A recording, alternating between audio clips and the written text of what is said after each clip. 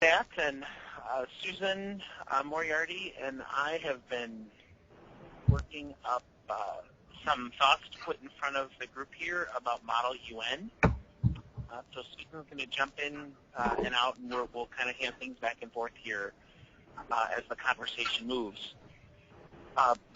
The topic of Model UN has really come forward because sometimes in our youth and government world it gets some short shrift. We get real focused on our capitals and our bills and, database platforms and things, and sometimes Model UN ends up getting left to the last conversation, and we never get to it. So we wanted to end that. We know that there's a bunch of true believers out there and folks who offer Model UNs, and there's some folks who don't. So we want to kind of bring everybody together with this conversation and just talk about how Model UN advances the work that we do in the Y and the work that we do in youth and government, but it also advances it in a very different way, in sort of a non-traditional way from some of the things we do with our state government conferencing. So that and several other things we want to cover throughout the course of bringing the world to youth and government through Model UN.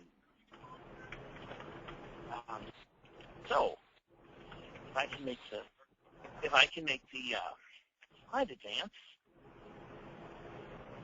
There we go. So just some overview here. We're glad you're all here. We're going to talk a little bit about Model UN. Again, some folks know a lot about this. Some folks know very little. So we want to bring everyone to the same place. We want to talk about some content and structure of conferences. Great news about the Y is there's either one way to do it or 100 ways to do it, depending on what fits your community or your state or your part of the country. So we want to talk a little bit about that, about why Model UN. Why is this important? And why is this a tool that serves teens really well? How to get it going in your state if you don't currently have it. Just some things to think about, some resources, and then we really want to allow some time for questions or stories or sharing from folks who have some experiences here. So unless there's questions going forward, or Susan wants to throw anything in as we move forward?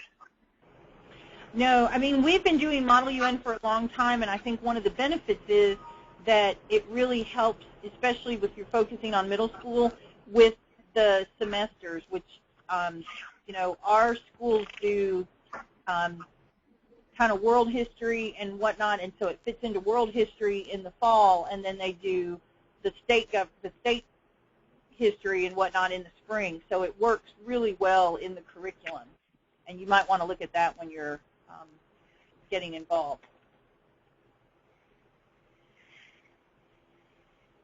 Fabulous. So what's this overview? What happens in Model UN?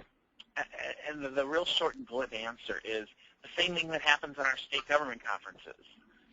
We focus on leadership. We focus on citizenship. All of those skills that students learn about how to be present and how to research and how to stand up for themselves and building confidence is all here. But we do it in an international worldview. We want to put students in a place where they have to learn about another country. And so already there, that's different. We're used to bringing our kids to our state government conferences where they have to pick an issue and they have to have an opinion on the issue. But it's their opinion, shaped by their community, shaped by their experience or that of their family or their school. This is different. We pick students and we say, congratulations, you're Venezuela. And you say to yourself, self? That's great. I'm Venezuela. Woohoo. And then the next question is, well, what does that mean? What is Venezuela? What do they care about? Who are they? And so that's where this starts. So it's still leadership. It's still citizenship. But we take a left turn after leadership and citizenship. We do this by the Model UN experience, when it's done really well, can be more immersive than even our state government programs. When you're in the mindset of becoming a country and tackling world affairs, under that country's voice, using that country's voice and not your own voice, that's a very different experience, and you can form a bubble in the best way around yourself. So it's immersion in a really strong way. So we really focus on that role play. You come, you are Venezuela. There's no other Venezuela. It's you, and you have to interact with all these other students who are being, quote-unquote, their country as well. So the role play is more significant here than it is, say, at a state government level.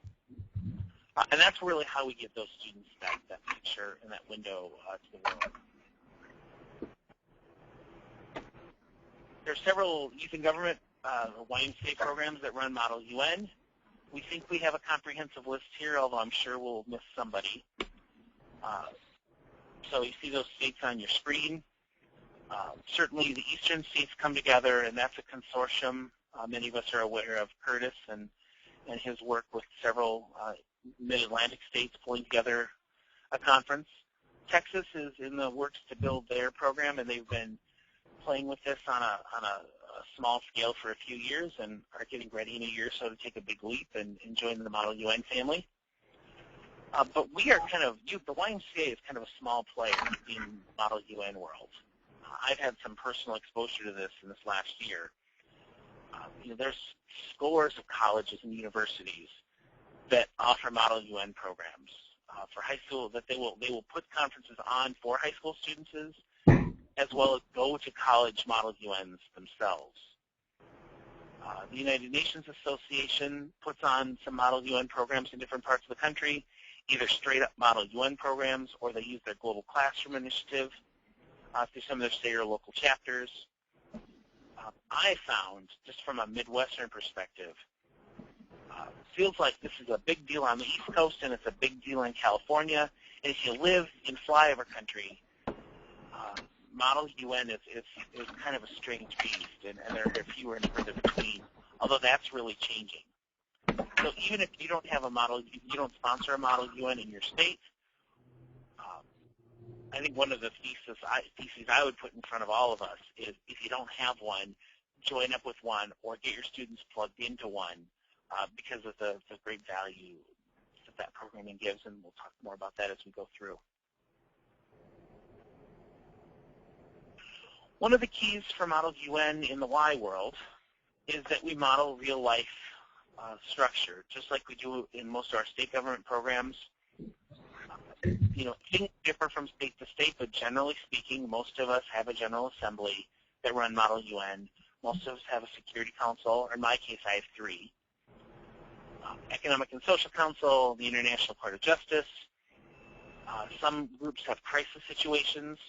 Both Susan and I wake students up in the middle of the night. We throw them a fictitious yet real crisis and see how they can be at their best at 3 in the morning. And also not to have them be dragging at noon the next day. Depending on your needs or what's important in a particular state or your number crunch issues, freedom comes in here where people will add other agencies or committees or councils. So in Minnesota's case, we have a Human Rights Council, which reflects a real-life UN function, but that's not a standard Model UN offering. Some conferences will replicate different non-governmental organizations. So they'll have a UNICEF or UNHCR, UN High Commission for Refugees, that is. But again, the Ys meet local needs. Model UN programs find ways to meet local needs as well. Many of our programs have a media component or an external affairs component, which many of us are familiar with. And then also, because this is so content-heavy, having some resource materials, resource staff, resource centers at our conferences to help students on the fly, or to maybe they've got a gap in their research, or they've come up with some new mind-blowing point of view. They need help to actually live that out while they're there, and so some of our states provide those resources throughout their conferences. Again, modeling real life when possible, deviating when the needs arise or when students have needs is kind of the game here. So we talk about about adopting a country and about learning about that country, but we also expose students to cutting-edge topics. So what I just threw in here is an example of some of the topics we discussed last year in Minnesota at our Model UN. So we have 6 committees for our General Assembly. You know, they talk about drug trafficking, they talk about food shortages, they talk about education of women, global obesity.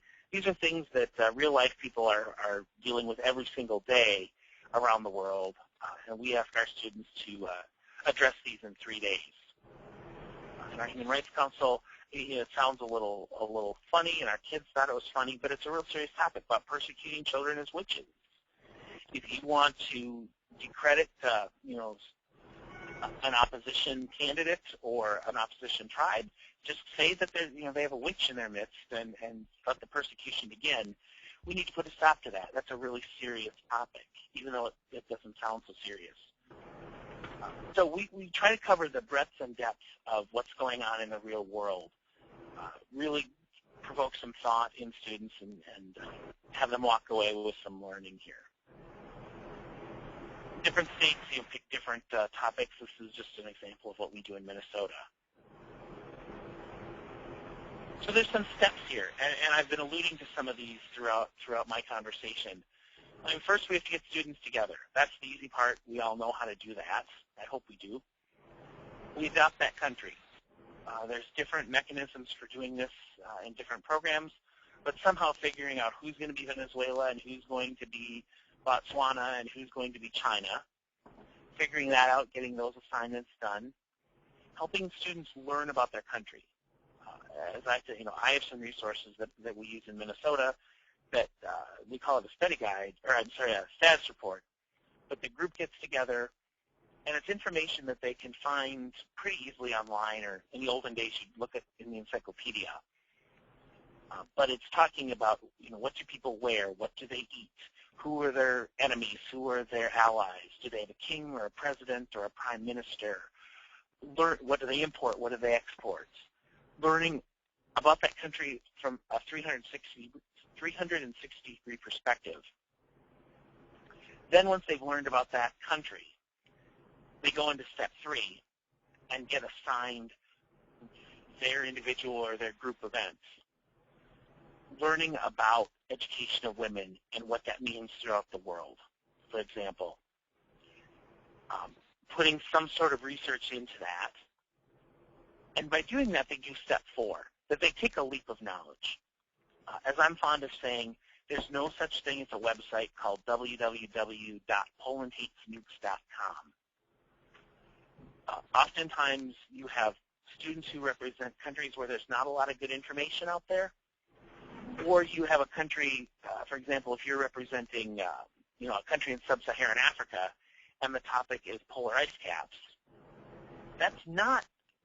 There's not a lot of resources on how Zaire wants to deal with that particular situation. That's not high on their list, but it still has to be addressed. And so sometimes students have to take what they know about the country, what they've learned about the topic, and make a leap. They have to put those 2 bases of knowledge together, do some inductive reasoning, and come up with a position. Zaire feels that global ice caps are a valuable resource that other people should manage, or whatever they feel. But they have to take a position one way or another. By doing that is where they get the knowledge. Sometimes they get it wrong, sometimes they get it right. My perspective has always been that I care more about the steps that they take to make that learning than the actual outcome. One of my favorite stories ever is we had some young people, some 7th and 8th graders, who were working so hard, and they were working on a resolution at a conference, and our college students, who are the secretariat, came upon them, and they realized that the student representing the United States and the students representing Iran were working on this resolution together, and we actually had to break them up and say, thanks so much for that. We appreciate that you're trying to work together, but the United States and Iran would never, ever, ever work on a resolution together. And so that was a learning moment for them, and kind of a learning moment for us too. So I personally care about that, what happens when they make that leap. And of course, they reflect in small group meetings with their large group assemblies on what they've learned, and they share that with their other members of their country. Just some thoughts on that, or any things you want to add on the step-by-step? Well, I think the important thing about it also is what we tell our students is, and it's sometimes more difficult with middle school to get them to understand it, is when they're writing their resolution, we require each team or each country to submit 4 position papers. And then we tell them once they've done their country research and their 4 position papers, they'll understand what their country's positions are on, these topics that are available. And so the resolution may not really have anything to do with their country. That's the thing. A lot of our middle schools try to do something that'll, will benefit Chad. However, that's not really what the purpose is. It's, what's going to really help the world. So that's what's important that they know, that the resolution doesn't necessarily have to be on their country, something in their country, but more what their country's position is and how they can, help resolve something.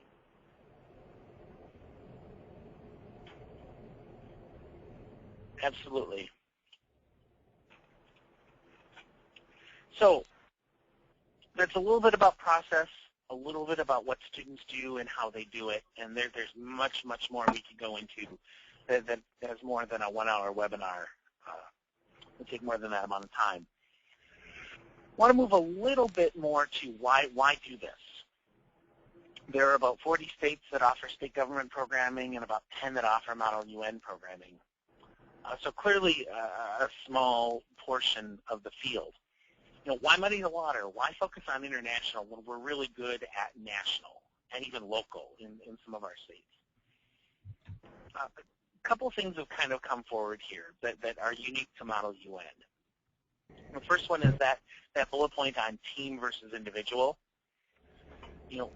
For most of us, I don't want to say for all, but I think for almost all, a student is in the legislature and it's one kid in one seat offering his or her opinion on each bill as it comes forward. It's a very small team that's working on a court case. But basically it's one person, one role in most of our programs. This is really important. If you get 3 or 4 or 6 or 7 students, and different states do this differently, you get a small group that has to work together to research the background of their country. You get a small group that has to come together, respond to their list of current events, and figure out how Botswana feels about the melting polar ice caps. But there's magic in that group development. There's magic in that sharing of information. And there's magic in everyone goes off to their corners, represents the country, and then comes back together and says, hey, in my committee we talked about this, and I said Botswana feels this way, and you get corrected or you get validated. That really helps people as they go into their adult lives. We do most of our work in teams, and so this team aspect of Model UN has some great benefits for these teenagers. I would argue that Model UN is a growth industry, and certainly I see that from my own perspective in my own state. But as collectively, as our state government programs get bigger, they're more mature, Model UN's a great outlet to reach out to some previously unserved audiences. Sometimes smaller can be better. That's a relative term. Susan's Model UN is lots bigger than her model government programs. In Minnesota, that's opposite. But for many of us, Model UN is that smaller, intimate conference. I love Model UN because I get to know students a lot better. There are fewer moving parts in my case. It's one conference site versus 6. So I can really get to know students and spend some quality time with them and my volunteers.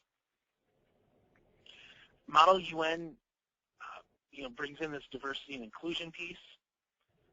Especially sometimes in our lives we struggle with this. And it's not just who's sitting at the table and how many brown faces and how many yellow faces. It's really more about It's real about how do you put yourself in someone else's shoes or do the best job you can at that. And trying to understand the world through another's viewpoint. And that act of trying and that act of researching helps drive diversity home. And there's a lot that could be said about that, but understanding is the goal, and you do that by trying to think about things through someone else's lens. By nature, it is multicultural. And I've seen students just respond to that. You don't have to jump up and down and say, hey, folks, this is multicultural. It just is. And students seem to get that, almost more than the adults. Anybody who's had an international travel experience can know that they're incredibly transformational. This isn't so much about travel, but again, trying on those lenses, thinking about how other peoples think about things can really provide some transformation for our students.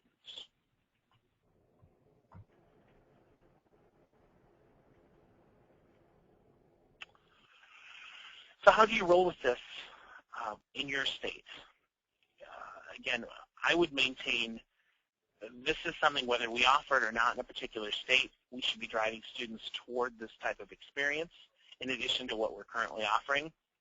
So looking for those existing opportunities. Is there a Model UN program in the next state? Is there one in your own state? Looking to colleges and universities or your local United Nations Association. Any state that would want to start one, I think we have 10 state directors who would immediately offer up curriculum and anything else that anyone would want. So there would be an incredible support network ready for people who would want to start one.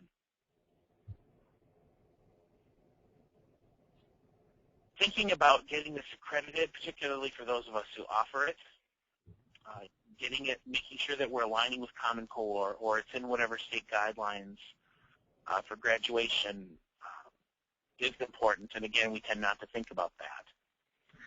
Looking at some of the resources that are around and finding those, but looking at those current states, we hope to be putting more and more material on Exchange, so there's not a lot on there right now. That will change. There's a whole world out there in terms of Model UN conferences that I didn't really discover until earlier this year. Best Delegate seems to be one of the best online resources I found. But there's a whole subculture around getting your students ready for Model UN and how to go for the jugular when you're Portugal.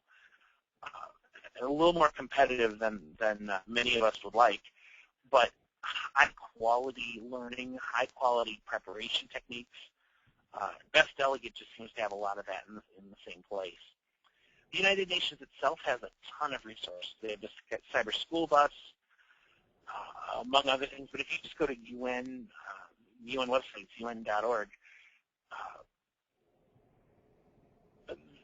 for years and years, the United Nations sort of ignored Model UN. They thought that's something else, that's not us. And then so many schools, or even Ys, have come together and they've kind of distorted what a United Nations is. The UN sort of said, okay, we need to preserve the integrity of this, so we're going to put some resources together to help people offer this programming on a local level. So just right from the UN website, there's a lot of great resources. There's a Model UN link right there. And I think that so that's a lot of talk. Sorry, go ahead, Susan. I was going to say, I think the thing to remember when you're starting this is sometimes it can be a little daunting when you think, oh, I don't know enough about international. You know, this is kind of outside my comfort zone because I'm not in the, you know, we know how to do the state program. But these are a lot of them. You can do, ours is very different than any of the collegiate UNs that are held.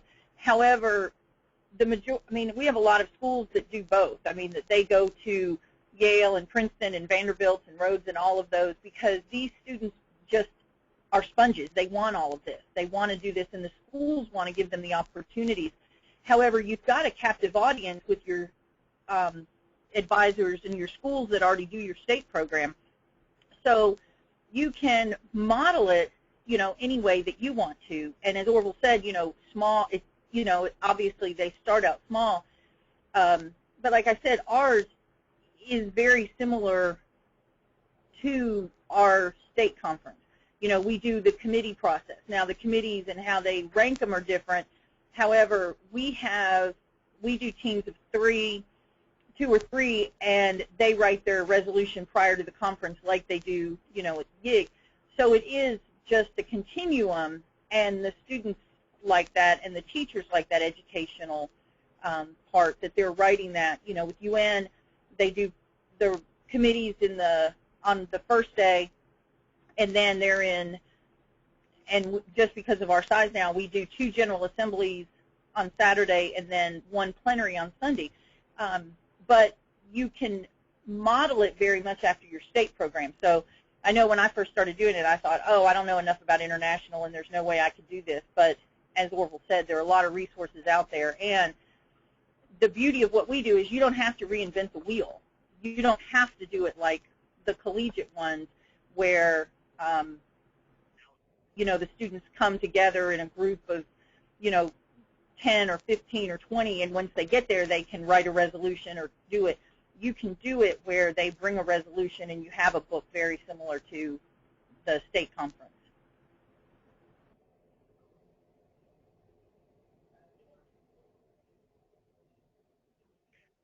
The last thing I would throw out is Model UN, I think, if youth government is often a well-kept secret, Model UN is an even deeper, darker secret.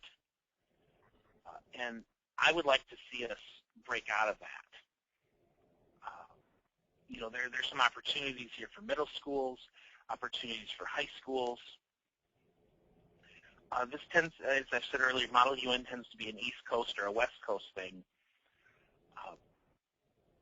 But it's also this great opportunity for us to mentor and develop and coach people in different ways. We can bring some young people together who might not normally be impacted, whether it's because of multiculturalism or because they just get international in a way that they don't get or care about state issues. We just have some opportunity, and we're only cracking the surface. But if we're really trying to talk about youth and teen development, this is a big tool in our toolkit that we haven't done much with. Now, in some places, that's easier said than done. Depending on where you are in the country, there's fear of the blue helmets, or whether it's xenophobia or whatever it is. But in some places, that's an easier sell than others, and I live in a place where we really like this sort of thing. But I just think, even nationally, even taking that into consideration, we are missing some opportunities here. And so part of the reason we want to put we want to start the conversation. This is by no means the end of the conversation. We want to put this out here so we can be thinking about this and think about how do we do more and better with Model UN, even just within our little youth and government world. With that, we want to have some time for questions or thoughts or anything people want to add. Now that we've talked a whole bunch, I've talked a whole bunch here. Benjamin, unless there are other things. Orville Benjamin has his hand up. Hi, Orville, can you hear me? Oh, thank you. You know what? I'm not watching that part of the screen. Thanks, Benjamin. Yep, I can hear you.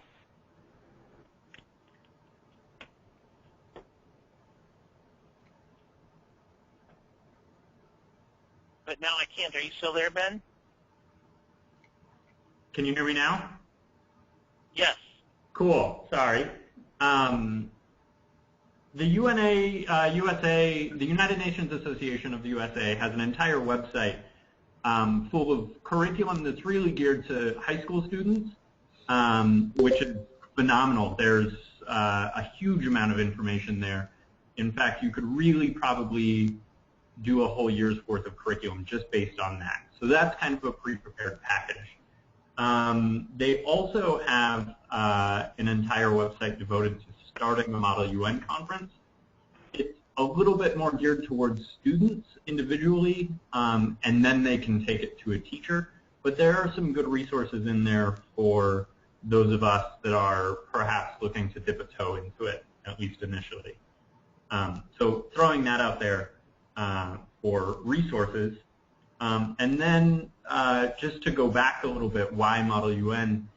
For those states, I know New Mexico has some schools that operate using government class.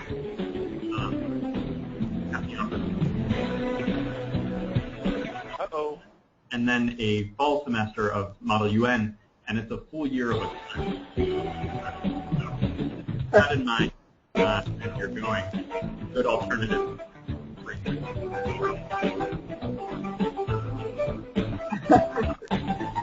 That's some great hold music.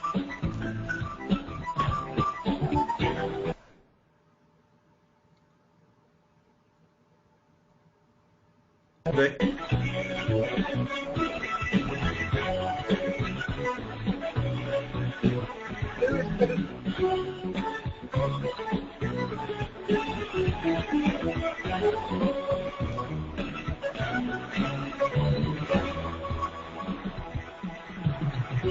It is. Oh, Ben, are you still there? I'm still here. Can you hear me? Yes. There's no hold music. Did you catch most of my spiel? I heard everything about the great curriculum at UNA USA, and Okay. you were about to make another point, and I don't think anybody heard anything after All right. that second point.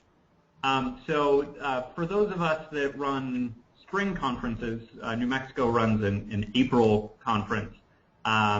There's a great opportunity to make a full year curriculum with Model UN, and you do Model UN in the fall, and then youth government in the alternate semester. And we in New Mexico, well, they now, I guess I'm no longer New Mexican, have a lot of schools run it as a class. So you have the opportunity to get schools more deeply involved through actual credit curriculum that way for the full year. So just one extra little bit of why Model UN.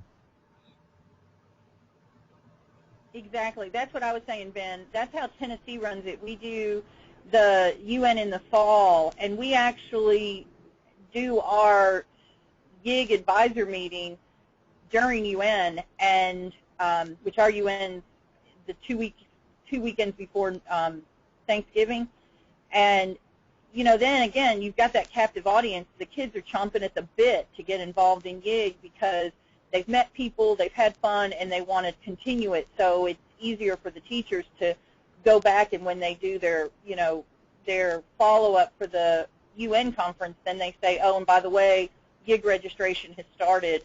And you're right, the schools look at it as a year-round curriculum that way.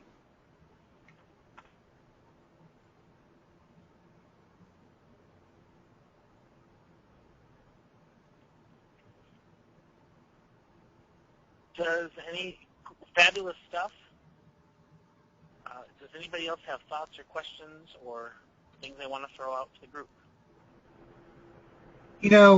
This is Randall from Georgia. We've started partnering with some other local organizations to add to the educational value of our program. So we have, of course, the Jimmy Carter Presidential Library here in Atlanta, who President Carter is vastly involved with international,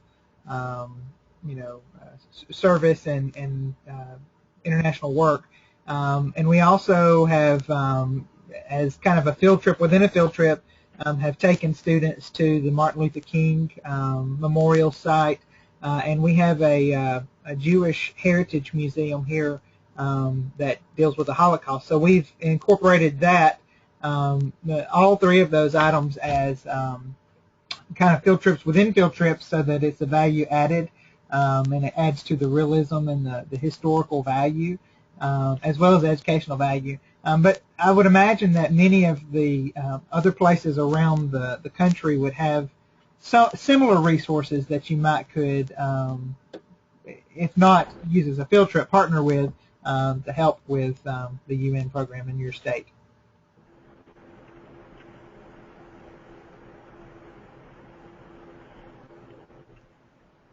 Here's a question from the audience, from Mark. Mark, you want to read it? Sure, yeah, I can go ahead. My question is this thing organized a little bit differently in each state? For example, I know that here in Rochester, there are a few schools that I'm already doing youth and government in. They are doing Model UN.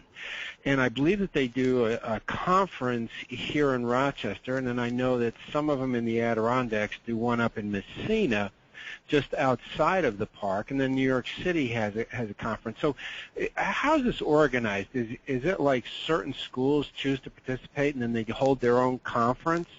Or how do I kind of get connected with folks that are doing it in New York? You know, Mark, Orville here, you kind of hit it, and the answer is yes to all of it. Okay.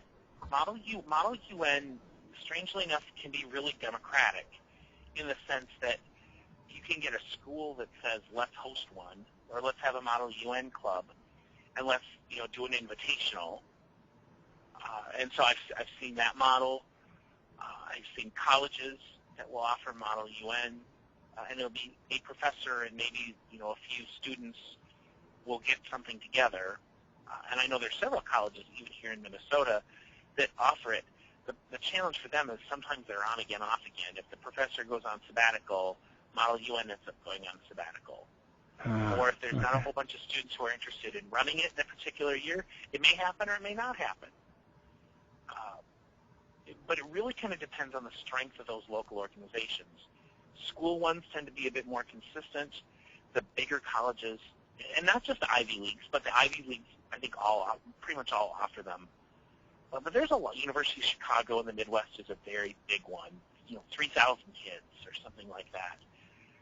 So there's some very big, strong ones, but they're colleges or they're high schools.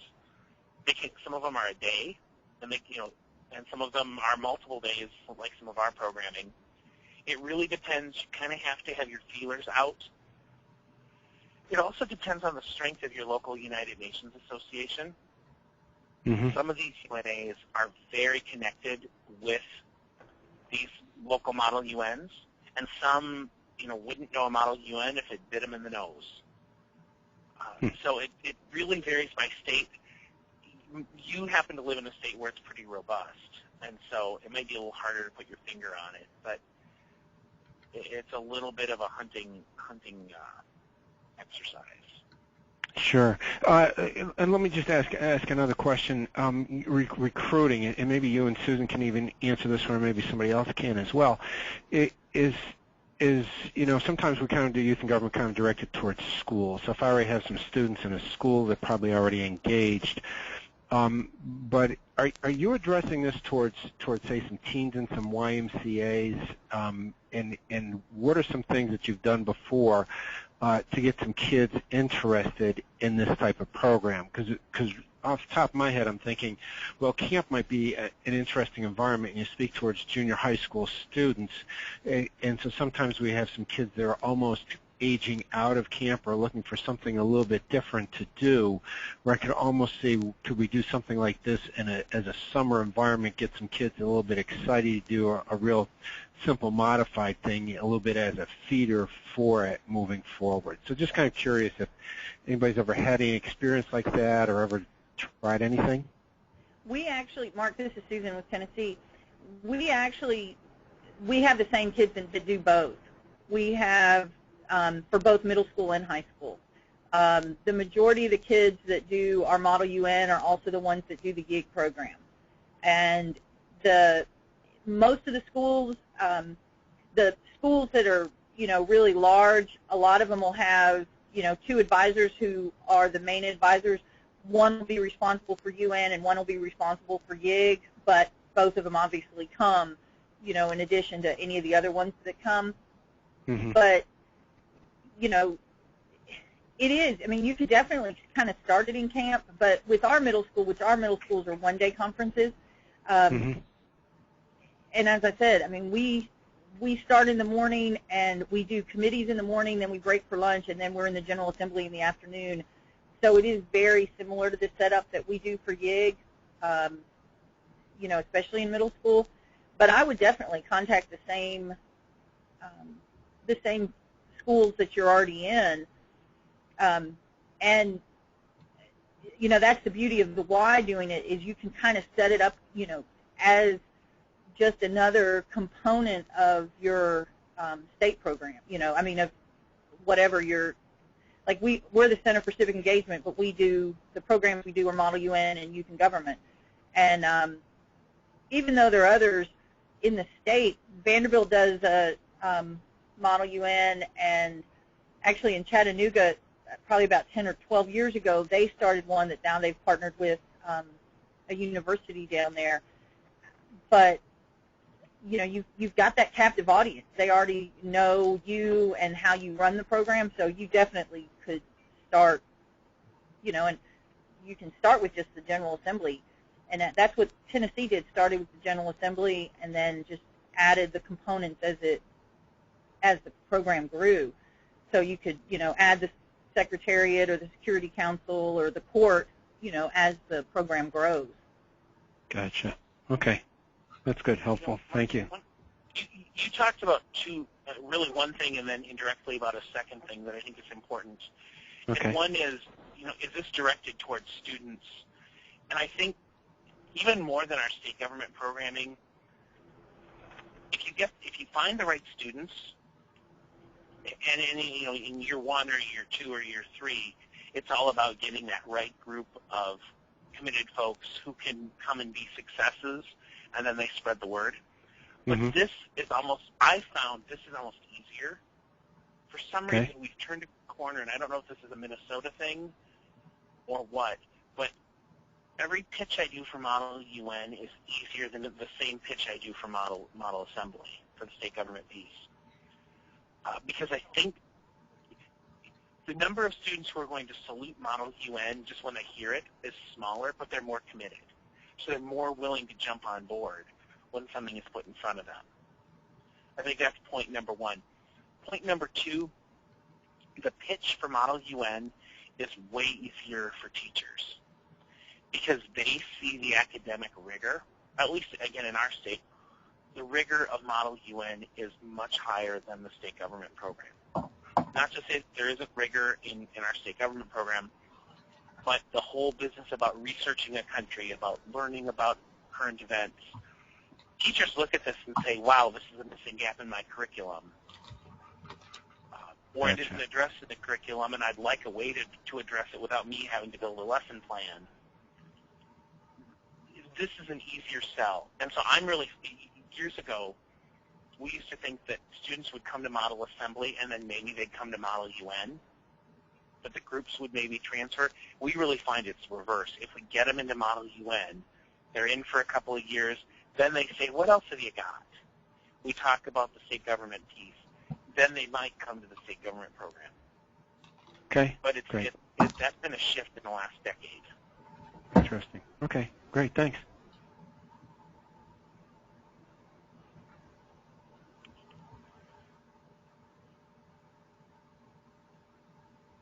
Other questions or thoughts folks want to share?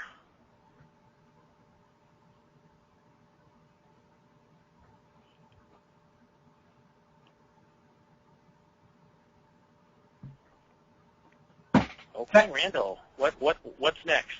Fabulous job, Orville and Susan. Thank you for putting this together. And thanks for everyone for attending. We will be recording, or we did record this. We'll be archiving this and making the link available. You'll see at the bottom of the screen contact information for both Orville and Susan. Feel free to reach out to them or any of the other state directors that are listed as Model UN states, and we'll be glad to help out. And keep your eyes peeled for the next webinar series to start in the new year. Thanks. Everyone have a great day.